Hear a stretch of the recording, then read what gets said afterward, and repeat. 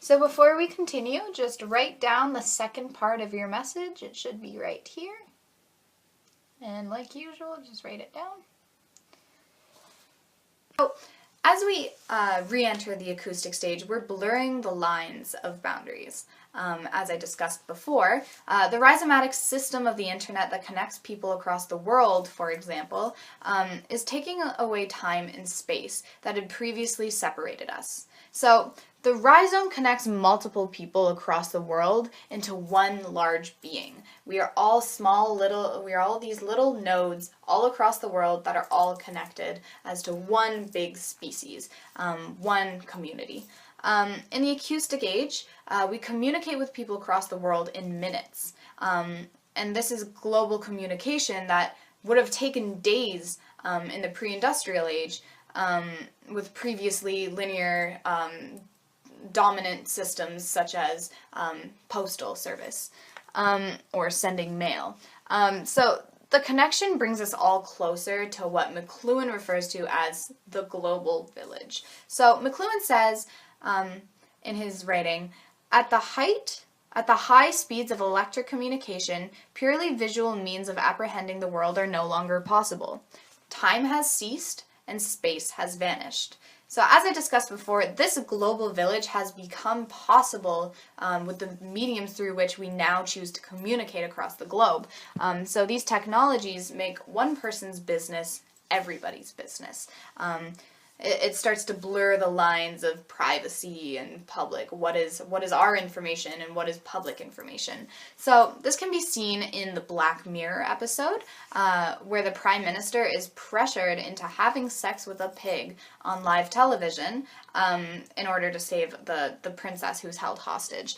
So every individual in the public was connected to their Prime Minister's issue through the TV, through the media, through social networking such as Twitter. There were multiple tweets about it in the episode, and they followed the situation and watched it unfold. They were as involved in that situation as the Prime Minister was.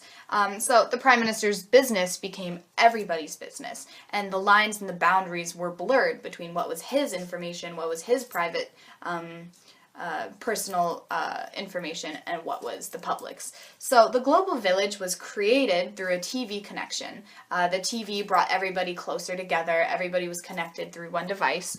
And the TV broadcast in the Black Mirror episode goes to show how powerful mediums are in how they carry messages to other people and how they carry information in a society. So the benefits of the TV were manipulated by the person holding the princess hostage to make a clear message to the public. The medium in the episode was the message, and the princess was released 30 minutes before the broadcast was even put up.